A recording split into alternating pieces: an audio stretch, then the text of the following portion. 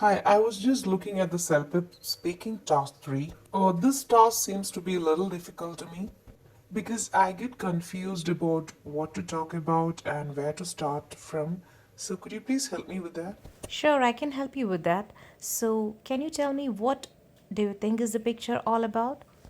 This is a picture of a restaurant. Okay, so let's start from there. So, I hope you know that this task is about talking to a person who is not looking at the picture. You have to explain to that person about what all you see in the picture. Yeah, that's right, I know that. So, here in this task, address your friend and start talking. Like, hi John or hi Thomas. You can start it like that. So, can I start like, Hi John, I'm looking at the picture of a restaurant. Yes, you can start it like that, but here is where you can use a lot of adjectives. Like if it is a place which is very busy, you can use the word busy or crowded. So, can I use some other words here for looking, like glancing, viewing, or gazing? That's a good question, but don't make it look so obvious that you're making some deliberate effort to use good vocabulary. Let it come naturally. Also, sometimes when you focus more on the use of vocabulary, the natural flow of your message goes lost somewhere. So, your focus should be on the clarity and your vocabulary is important. So, here the picture is all about a restaurant. So, you can start explaining the broader things and then go to the narrow details.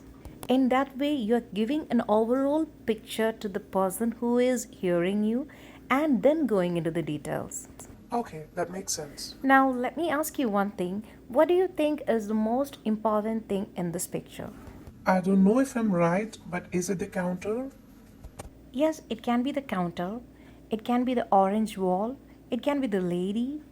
So, do you mean that I can start with anything that I feel is important? Yes, you can start with anything that you feel is important when you're describing about a restaurant. So here, if you're starting with the counter, you can start with the two employees who are serving food. And then, should I go to the next important thing? Well, if you ask me, relevance of the detail you are communicating to the person is important, but you have to apply some logic here. And unnecessary detailing is not essential here. So, there are many strategies to go ahead with this task, but the one I feel most effective is to choose an order to explain. You can go clockwise or anti clockwise. For example, if you're starting from the counter, you can go to the lady who's standing with two kids. Then you can move to the old lady, then the two ladies sitting in one corner, then the employee of the restaurant who is cleaning the table. And if still time is there, you can talk about the details like the two people standing outside the restaurant with two dogs. Oh, so you're going clockwise? Yeah, I get it. But what is the reason for choosing an order like that? So, think of a situation when you're not using any order and you're in the examination hall and you're getting this picture to talk about. So, you started from the employees who are standing at the counter, then you talked about the lady who is cleaning the table, then you talked about the kids near the customer.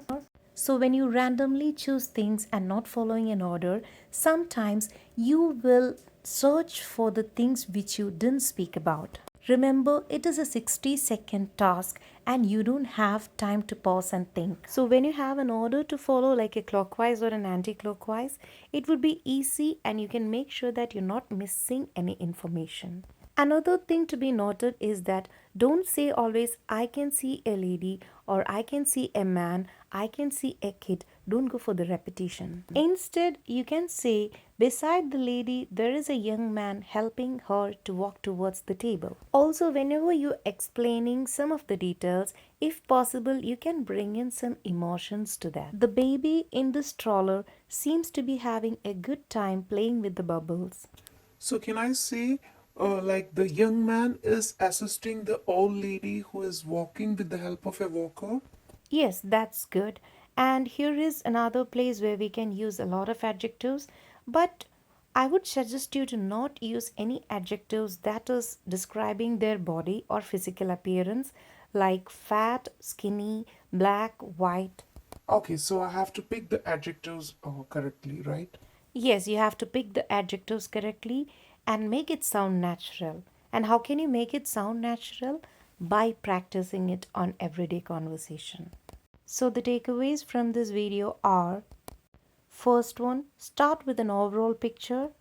Second, broad to narrow detailing.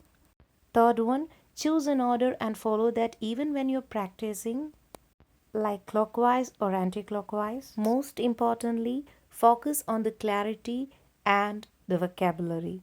Vocabulary, make sure that you are comfortable using that word. Okay, I will start preparing the task 3 of speaking with all the points you told me. Thank you for your guidance. Good luck to you. Keep waiting for videos with more tips and tricks. Thank you.